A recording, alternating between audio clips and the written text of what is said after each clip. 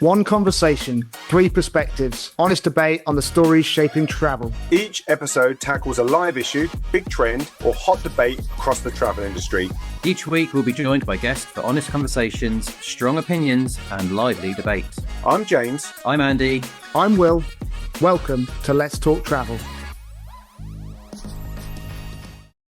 EasyJet released all of summer 2027's inventory last week, months earlier than its usual September cadence, including October half-term, inclusive holidays in the same drop. Days later, Jet2 matched it and went further, opening 2028 ski. Cruise lines have already been living in 2028 for a while, so this isn't unprecedented in travel generally. But for mainstream, package or charter and flight-inclusive operations, this is a genuine gear shift forward, meaning scheduled, legacy carriers remain capped at roughly 11 and a half months out. Not a choice, but a systems and scheduling constraint. This also plays directly into the hands of OTAs, who need seat inventory further out to merchandise against. And it creates a live problem for anyone selling lates. You're now fighting on two fronts, selling lates and selling early at the same time. So what's going on? Let's find out. Let's talk travel.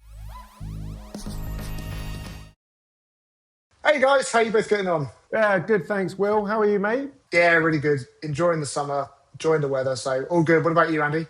I'm on the wind down. I'm going to Copenhagen next week, so very much looking forward to that. But very much looking forward to today as well.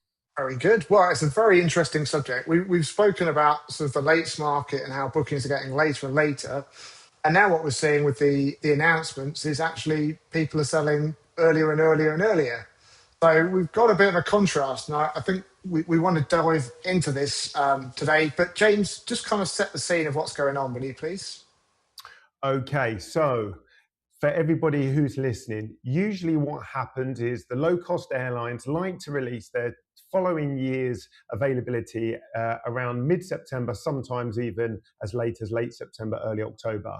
Well, last week, at the start of last week, we had the unprecedented nature of EasyJet releasing flights and holidays for 2027. Their flights are released to September 2027 and holidays are released until October 27. Now, some of you might think, why would they release holidays later? And of course, they're trying to piggyback off the half term. Now, we should focus our attention also to what EasyJet is doing right now. But on their homepage, they're not actively and over-actively promoting 2027. They're still very much focused about their August Adventure Awaits campaign, which is all last-minute travel. Now, a few days later, guess what? Jet2 announced 2027, and hot off the foot of EasyJet, they are also firefighting their last minute travel and departures with deals from $449 per person, that's packages. But they are also released now, not just to the end of October for their holidays, but of course, a little bit further. They kicked it along till November. And the other interesting thing that Jet2 have done is they've released their ski flights and some of their city break stock until March 2028. And I should stress that this has never been seen before, so it's quite a movement. TUI, on the other hand, they're less focused on last minute. Seems like they're doing maybe slightly better, but they are promoting some of their long haul content at the moment. Their flights have been released until October 27, and their holidays, April 2028. So they're also firefighting with some of these early promotions. And let's just put that in comparison. Ryanair, who don't have a holidays business per se, but do work with the OTAs, they've released their flights until the end of October, but they do have a calendar that goes beyond October, which makes me think, watch this space this week. And finally, if we compare that to one of the biggest scheduled operators out there in holiday business, BA Holidays and BA Flights. Flights are released only 11 and a half months in advance, so they're up until mid to end July, and BA Holidays are the same. So they do not have any holidays beyond middle of July next year. So that's the latest. Okay, so I want to start with a quick fire question, and I've got three options for you as to why now. And this is a state your mortgage on it question. So option one, is it really about the balance sheet of the business and not the customer at all? Option two is the consumer. So it's consumer behavior with the cost of living and budgeting and everything else. Actually, what they're trying to do is, offer a good price and get people to lock in early? Or is it 3 that ultimately, because my competitor did it, I'm doing it as well? I think EasyJet's 1 for sure. I think the others may be 3 because Because there's a big sale on the cards currently, isn't there? Yeah, big dominoes moved. We need to move to react before they clear up in the market. But ultimately, this isn't 1. This isn't thinking about the consumer because they're firefighting on both fronts, late as well as forwards. Absolutely, and we'll get into that. Andy, how do you see it? Good afternoon. Give us your input and thoughts around this. I mean, I Take don't your mortgage on it. on my mortgage. Crikey. Okay, this is a big move then. I don't want to agree necessarily with James, but I would probably go for number 1 as well. If you think about, I can't remember who it was, EasyJet or Ryanair lost more money than they'd ever done in the first half year, because that's the way the world works. They're probably a bit down. They're seeing the fires. They're seeing the lates market. They're seeing pressure from the Middle East in terms of costs. Let's get these numbers up, guys. Let's get these products out there. Let's get people buying, spending some money now. I'm thinking it's number 1. I'm sure there is an element of number 2 as well, because people might be thinking, I'll write this year off. Let's book 27, have something to look forward to. But I would go for number 1 as well. Coming back to you, Andy, because I know what Captain Deals is going to say. Surely what's going to happen is you're going to have a flooded market now with inventory all over the place, up, nearly 2 years, or certainly 18 months. Is that actually good from a marketing perspective? Does that actually result typically in conversion? We have heard anecdotally from some of our clients that when they put stuff on sale, particularly for cruise, 18, 24 months out, that will get snapped up quite quickly. There is an element of people who do want the 50th, 60th, 70th birthday to be planned in the diary, locked in. I know when I'm going. It's just a matter of time waiting for that opportunity. From the marketing perspective, though, it does create a bit of a strange position where you want to focus on immediate sales because obviously you've got distressed stock or you've got an opportunity for a limited window of 4 weeks, 3 weeks. You want to push everything into that, but you've probably got people on high going, yeah, but we need to sell 27 because I need to get the inventory booked in. I need to see forward forecasting. I think cash flows. So it does become quite a stressful situation at this point where you're trying to do 3 things almost at once. But James, all that lovely inventory and that long period to then upsell the ancillaries and the transfers and the insurance and the upgrades. It's good, isn't it? Good for you. Yes, and let me raise my hand. I booked a holiday yesterday for 2027. Wow. So it worked. Why? Because it was a property that we've been to before as a family. It was heavily discounted as part of the package with EasyJet. So it's an EasyJet holidays purchase. And what the deposit was? £60. So what's the risk? If it goes wrong, let's be honest, it's a calculated risk. I love it when my wife says that. It's a calculated risk. Yeah, why wouldn't we do it? It was far cheaper. In fact, it was cheaper than what we paid for it a couple of years ago when we went to the same area. So that just shows you how much they're discounting at the moment. I think going back to the point about marketing, though, when you think about how do I sell 2026 and 2027, James is also our little case in point here, because most marketing would suggest if you can personalize your message to someone who's just returned from holiday, they may well be thinking about 2027 because it's all fresh in their mind. Hopefully they've had a good flight back and it's all lovely, glowy. Right, let's go. Where are we going to go next year? So if you personalize that message to land within maybe a few days or a few weeks of them returning, you've got that real peak period where someone is really thinking about next year. And as James has again pointed out, 60 quid, what's the risk? I might as well stick 100 quid down and do it. And I think, again, we've seen a lot of the bigger operators do the really small deposits. That has created a lot of interest, a lot of initial bookings. Maybe, Will, you can talk about the sort of the risk of that, because a lot of people then go, well, actually, it's 100 quid. I'll forget it. I won't bother. And then you then have people who may have been booking but not booking. How do you manage that inventory and distress sales, or whatever you want to call it? We should also add, for someone like EasyJet Holidays, it does make those books look a lot nicer when you've got all these forward sales penciled in. I mean, I'm concerned by how full James's inbox is because he's constantly on holidays. So these repeat kind of messages are be coming through. But Andy, you raise a good point from my perspective around the risk perspective. From our side of things, when we look at any kind of the risk and underwriting that risk, whether it's on the insurance side or whether it's on the the financial protection we do on the payments. It's what that lead-in time looks like. And obviously, the longer lead-in time, the bigger the risk. Now, £60, I concede, is probably neither here nor there. But, aggregate all of those £60. And when it starts to get a little bit more serious, that is, further money at risk. And I guess it depends on when these businesses are actually putting those funds on their balance sheets. Is it actually now, or is it actually at the realization of the holiday? And I think it's probably the former. So this always scares me. So watch this space. I'm not saying there's anything untoward, but I do think it does change the sort of state of the market, and once again probably unhinges that risk a little bit again from everything. But how does this sit with you both in terms of, we had a conversation on here, I don't know, 2, maybe 3 weeks ago about the lates market. I think we've hammered on about it in other episodes in terms of big lates market. We see potentially that being a change to how people are going to buy their travel. And now we're saying, let's book early. How does that kind of sit with you both, James? Yeah, so to that point, let's look at when I looked at Ryanair's website, TUI's website, Jet2, EasyJet.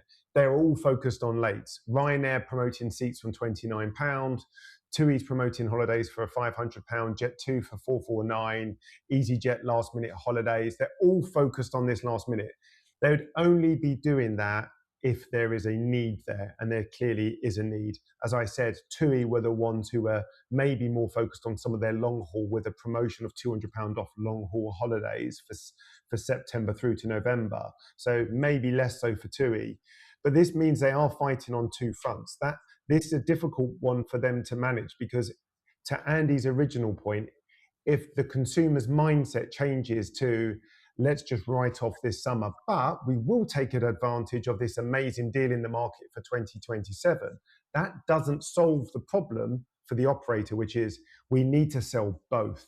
We need to sell our last minute inventory, but we also want to get people to think about 2027 and locking in at a low deposit, because that's what they're trying to do.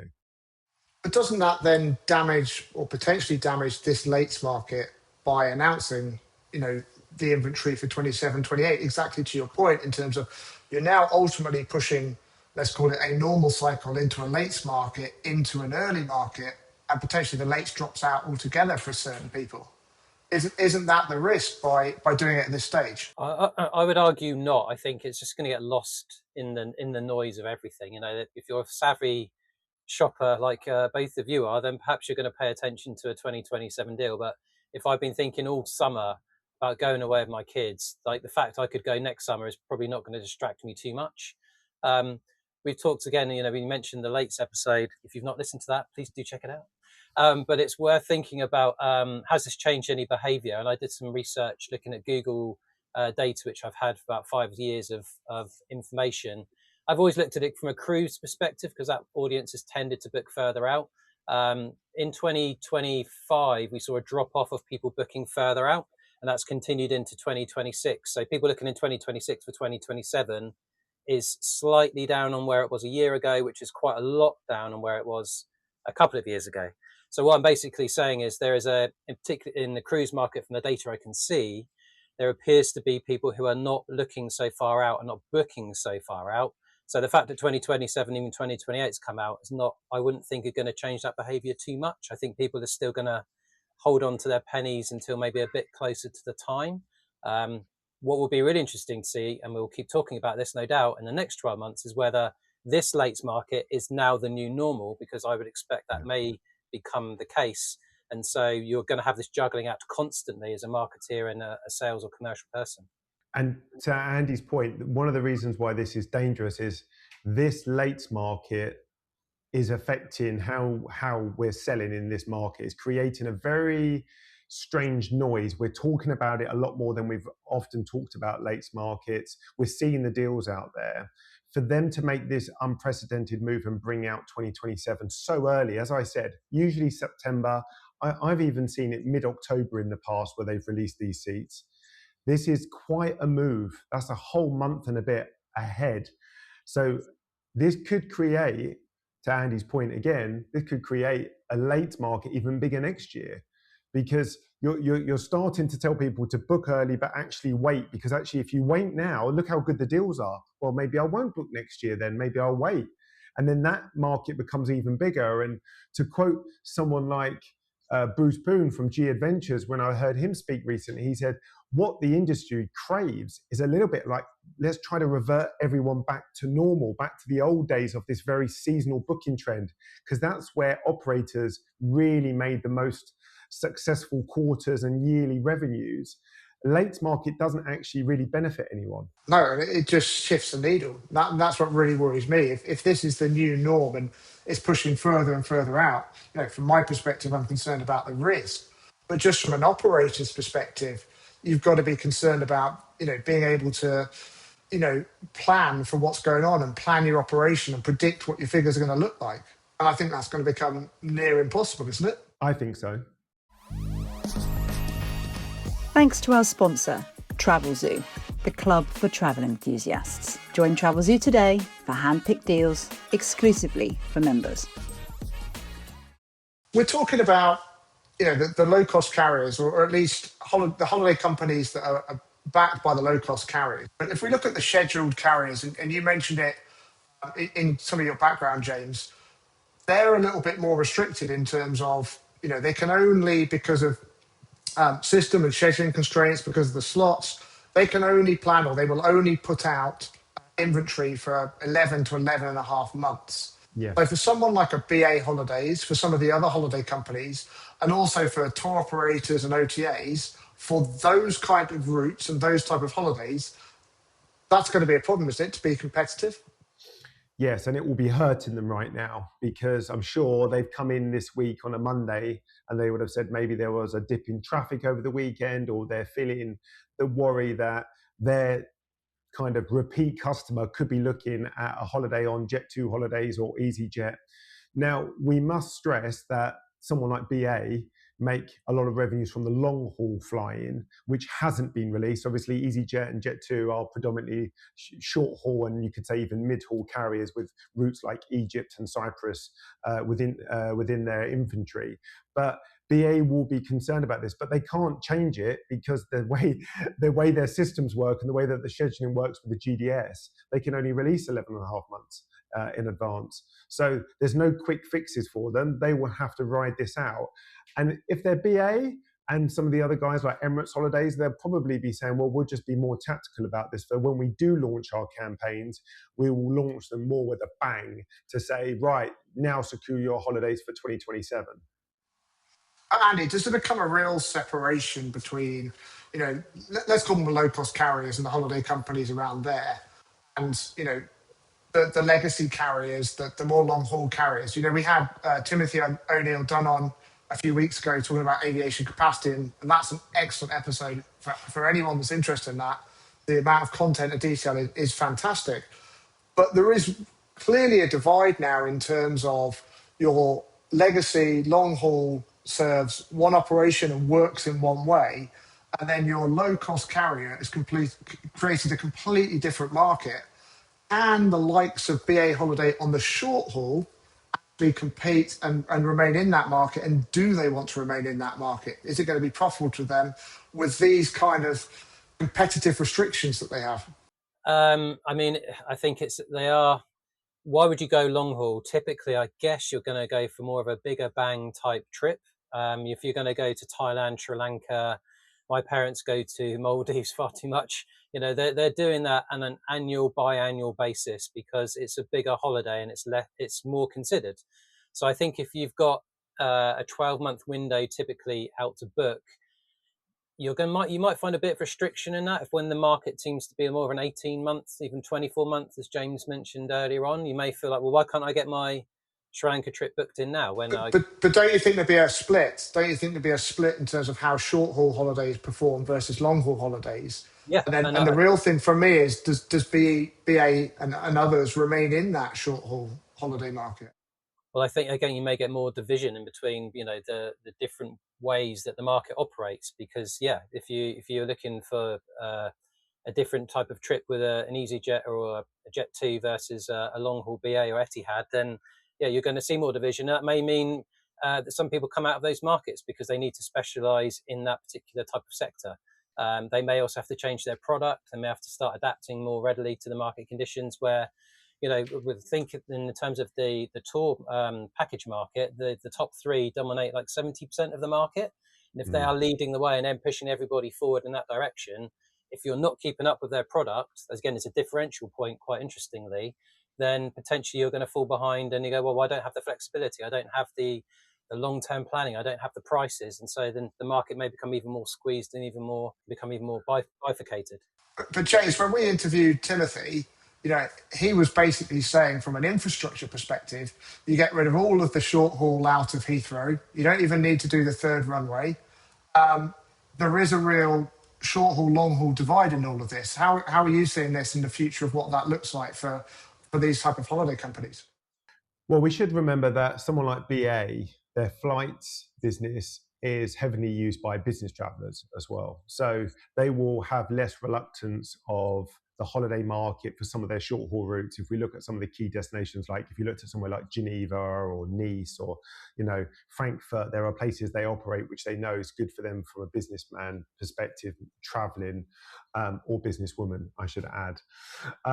But for their perspective, if you look at the carriers, and I've kind of looked at answering this for you, if we look at some of the routes, so I've looked at a standard route, London Gatwick to Malaga next year, it's been released by EasyJet.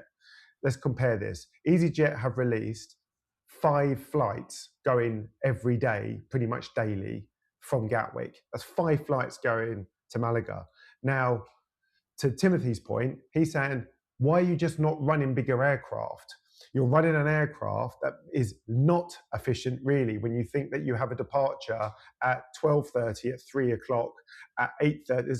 They're all so close, but really they could just combine it and run one slot. But there is an extent of slot hogging, which again, Timothy referred to. You've got people who don't want to give up these routes because then if a new destination comes into mix, they can move one of these planes out of the Malaga route. BA are a bit more tactical. They won't be running 5 daily to Malaga. They'll probably be running twice daily to Malaga. And they will also be piggybacking off this consumer belief that if you're booking a BA holiday, you're getting a different type of experience to that booking of an EasyJet holiday. Is that reality anymore? I don't think so. Since BA changed a lot of the services that they provide, I don't think necessarily that there's a change in consumer treatment or the way the customer service is, but there is still a belief that if I'm a BA member and I'm a silver or gold, I want to keep booking through the holidays business because I get lots of air miles, and then that flywheel happens and you just keep coming back. And I think just to add to that, in terms of if you think about how BA's marketed itself in the last 12 to 18 months, they've tried to lean into some of the heritage of the brand and tried to distinguish itself to be a bit more premium.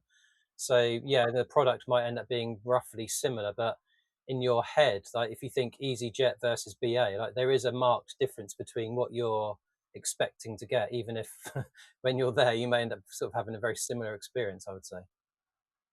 Okay, so we've talked about the sort of OTAs that have their own airlines, or the airlines that have their own holiday companies. What about the OTAs themselves? And then what about the tour operators that are, leveraged in a completely different way? Where does news like this sit for them in terms of their ability to compete for market share in this? James? Okay, so a typical OTA that has no commitment. So when I refer to commitment, that's no guarantees or contracts on hotels or taking no groups or allocations on flights, are winning at the moment because they're being able to clear up in any of this late market and take as much of that as possible and promote it and try to drive sales. But at the same time, their screen scraping or their back office systems that does all the packaging for them will be working through all of this extra inventory in the market from seats and packaging them up so they can advertise them on their sites and go to their very lucrative audiences and databases. You forget someone like an On the Beach now is a listed business. It's been going for many years and it has a very large audience. So they will be going on all fronts. I'm sure they'll be shooting out last minute deals, but as well as focusing on secure your holidays for 2027. So I think they're the winners.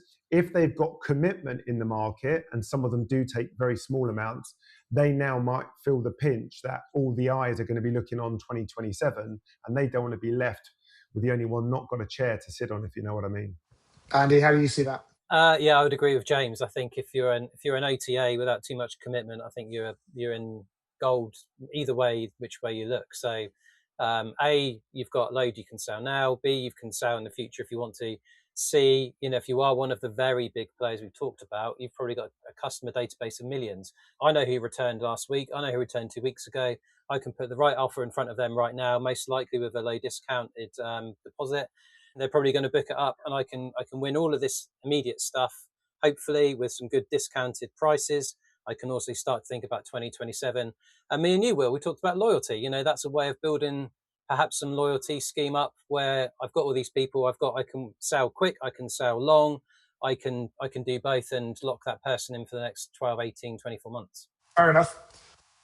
So if you're looking at a marketing budget, how are you viewing this whole cycle? Are you putting all of your money and energy into lates? Are you putting all of your money and energy into the future, or somewhere in between? I'm going to do the classic. I say marketing, but it's a technical. Any answer. It depends. How much have I sold already for 2026? How much do I need to sell for 2026?